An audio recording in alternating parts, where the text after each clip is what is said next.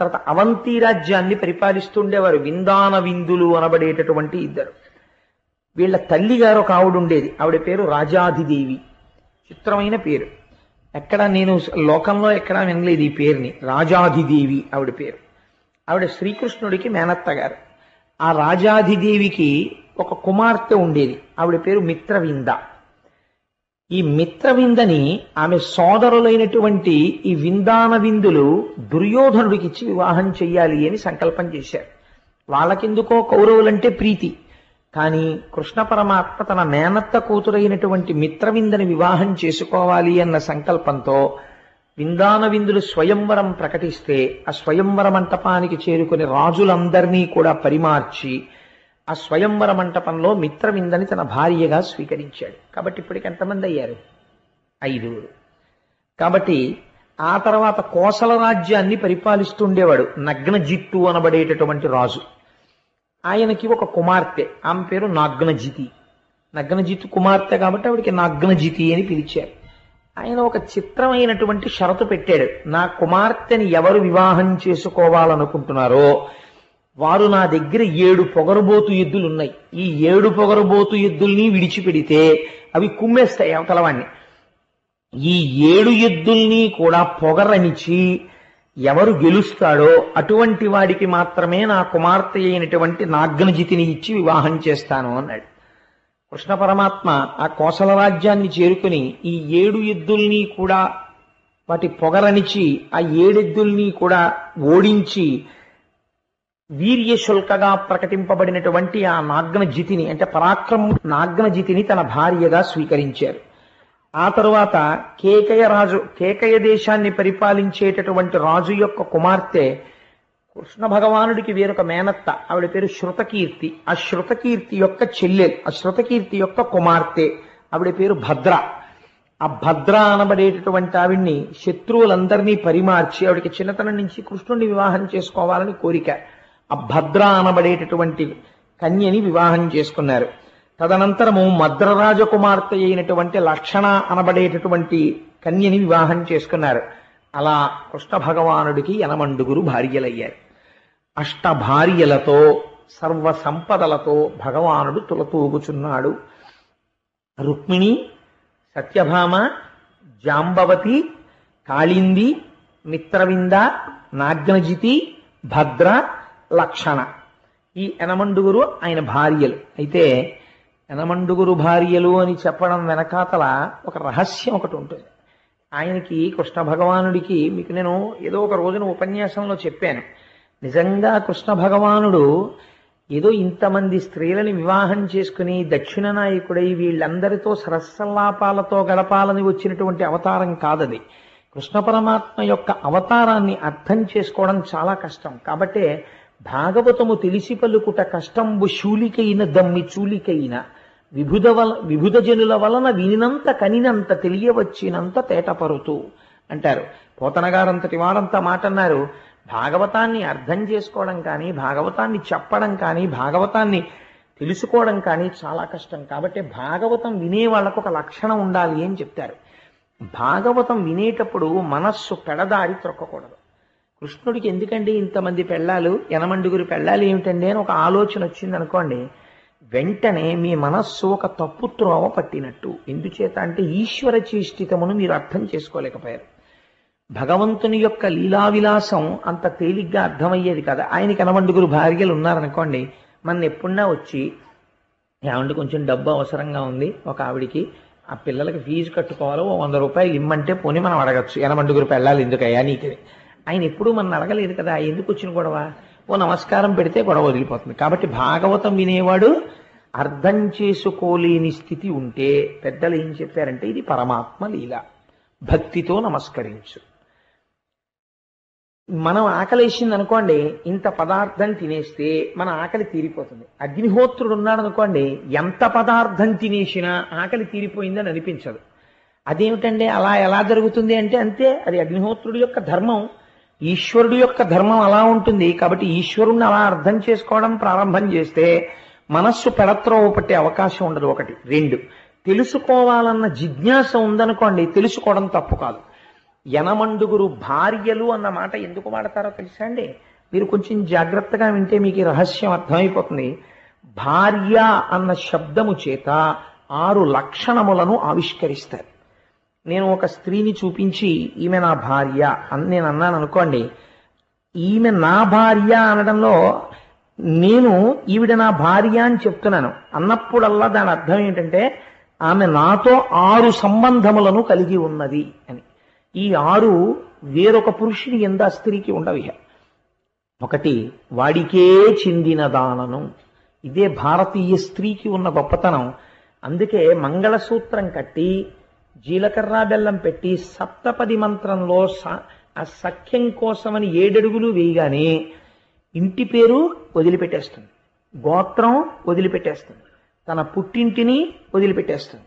ఎవరైనా ఆవిడికేం తెలియదు. తెర ఇప్పుడంటే పెళ్లి చూపులు, పూర్వం అసలు పెళ్లి కొడుకు పెళ్లి కూతుర్ని చూడడం అన్నది ఎప్పుడో తెలుసా అండి? తెర పట్టిన తరువాత తెర ఎత్తుతారు సుముహూర్తానికి. సుముహూర్తానికి తెర ఎత్తినప్పుడే నేత్ర నిమీలనం. తెలియక పొరపాటున ఒకే వేదిక మీద ఇద్దరిని పక్క పక్కన కూర్చోపెట్టడం అనేది జరగకూడదు. అందుకే మనకి ధర్మశాస్త్రంలో వివాహం అయ్యేంత వరకు పక్క పక్కన కూర్చోపెట్టారు. ఎందుకు కూర్చోపెట్టకూడదో తెలుసా అండి?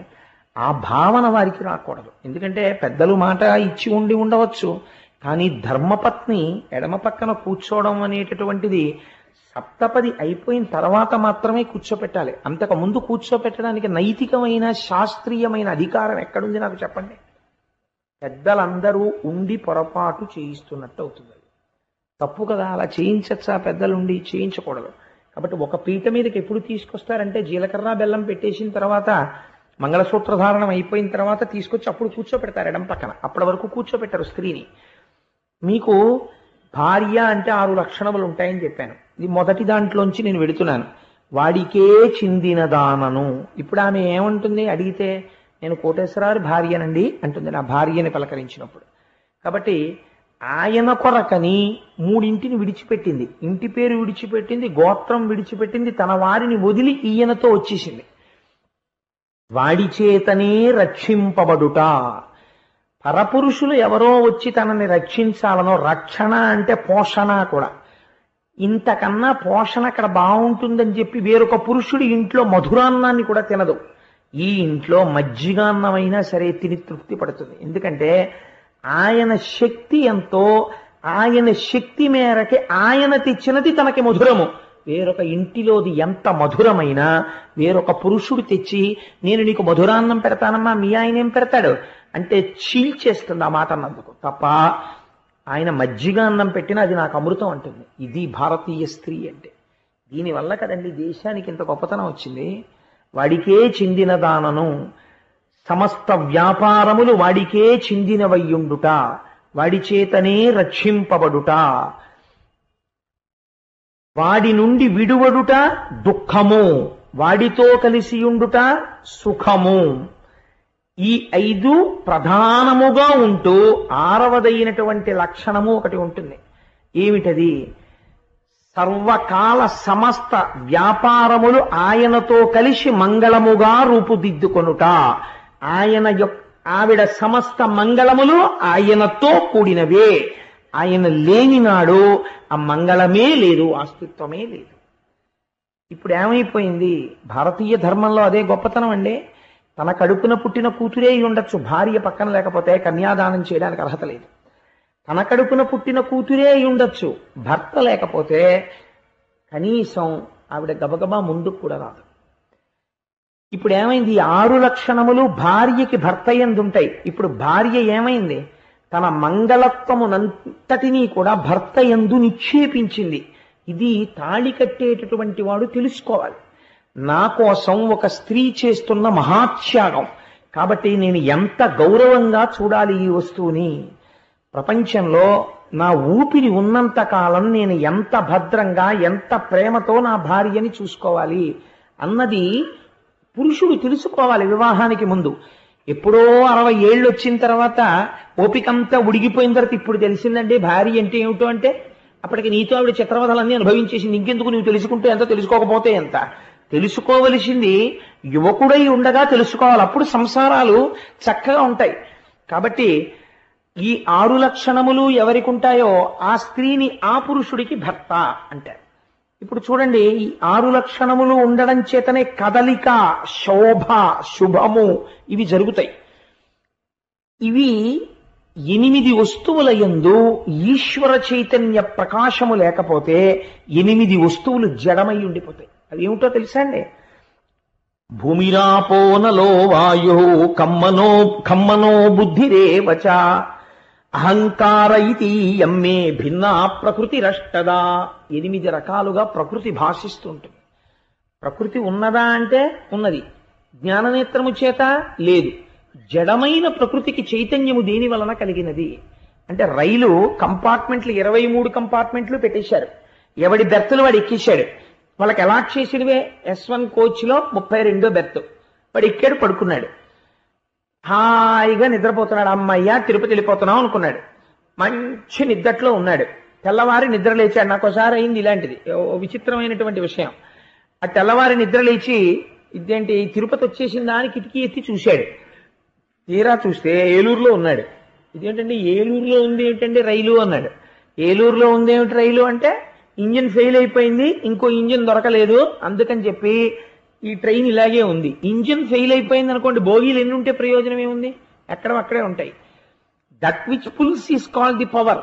ఏది కదుపుతుందో దానికి పవర్ అని పేరు, ఏది లాగుతుందో అది ఇంజన్. ఈశ్వరుడు పురుషుడై దాని యందు ప్రవేశించి కదుపుతాడు ఈ 8. అవే పంచభూతములు: పృథివీ, ఆపస్, తేజో, వాయు, ఆకాశములు. భూమిరాపో నలో వాయు ఖమ్మనో బుద్ధిరేవచ అహంకార ఇతీయమ్మే భిన్నా ప్రకృతిరష్టదా. మనో, బుద్ధి, అహంకారములు. మనస్సు కూడా జడమే. మనస్సు అప్పటి వరకు ఉంటుంది, ఊపిరి వెళ్ళిపోయింది అనుకోండి, ఏది మనస్సు? బుద్ధి ఏది? అహంకారం ఏది? నేనన్న భావన ఏది? ఈ 8 ఎప్పుడు కదులుతున్నాయి? ఈశ్వరుడు లోపల ఉన్నప్పుడే కదులుతున్నాయి. కాబట్టి 8ంటికి భర్త ఎవరు? ఈ 8ంటికి మంగళత్వం ఎప్పుడుంది? ఈయన ఉంటే ఉంది. ఈయన లేడనుకోండి, 8ంటికి మంగళత్వం ఉందా? లేదు. అప్పటి వరకు శివం శివం శివం అంటారు. అందులో ఉన్నటువంటి శివుడు వెళ్ళిపోయాడు. వెళ్ళిపోతే ఇప్పుడు దానికి తలకట్టు పైకి లేస్తుంది. ఇప్పుడు అదేమిటి? శవం. ఇప్పుడు 4 కన్నులు ఉన్నాయి, చాలా అందం ఉంది, అందులో పృథి ఉంది, అపస్సు ఉంది, తేజస్సు ఉంది, ఇంకా కొద్దిగా వేడుంది శరీరంలో. అయినా ఎందుకైనా పనికొస్తుందా? పూజపీఠల మీద కూర్చోపెడతారా?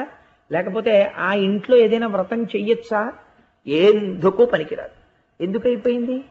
ఈ 8 సంఘాతమైన ఈ శరీరము, ఇందులో ఏముంది? పృథి ఉంది, జలం ఉంది, అగ్ని ఉంది, ఆకాశం ఉంది, తేజస్సు ఉంది, వాయువు ఉంది.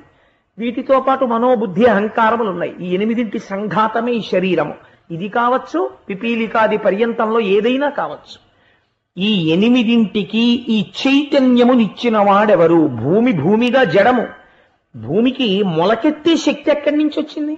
ఈశ్వరుడు దాని యందు చైతన్య రూపంగా ఉన్నాడు కాబట్టి ఇప్పుడు ఈ 8ంటిని కదుపుతున్న వాడెవడో వాడు పురుషుడు. కాబట్టి కృష్ణుడు 7 చేసుకోకూడదు, 9 చేసుకోకూడదు, 8 చేసుకోవాలి. కాబట్టి ఇప్పుడు కృష్ణుడికి ఎంతమంది భార్యలు? 8 మహిషులు, 8 భార్యలు. ఇది తప్ప అందులో ఉన్న రహస్యం. కృష్ణుడికి ఏదో సరదా పుట్టి కనపడ్డ వాళ్ళందరి దగ్గరికి వెళ్ళి పెళ్లి చేసుకుని 8 పెళ్ళాల కింద చేసుకున్నాడండి అని మీరు అన్నారనుకోండి, మీరు జ్ఞానస్థాయిలో దాన్ని దర్శనం చెయ్యలేకపోయారు. ఏమంటే మీరు ఏదో చెప్పారు, భూమిరాపో నలో వాయు అన్నారు, 8 ప్రకృతులు అన్నారు, పరాప్రకృతి అపరాప్రకృతి ఏదో చెప్పారు, కానీ మా తలకెక్కలేదండి. ఏం పర్వాలేదు, ఎక్కకపోతే ఏవో 8 ఉన్నాయి, మొత్తానికి వాడు కదుపుతాడు. వాడు సౌశీల్యుడు. భార్య భర్త ఎంత మంగళమో ఆ 8 పట్ల వారంత మంగళమో. ఒక నమస్కారం చెయ్యి, అర్థం చేసుకున్న వాడికి ఎంత పుణ్యమో భక్తితో నమస్కరించి నీకంతే పుణ్యం. అందుకే భాగవతాన్ని 2 స్థాయిల్లో వినాలని చెప్తారు. అర్థమైన చోట జ్ఞానిగా విను, అర్థం కాని చోట భక్తుడిగా విను, ఎలా అయినా ఉద్ధరింపబడతావు. 2 కాకపోతే భ్రష్టుడు అవుతావు.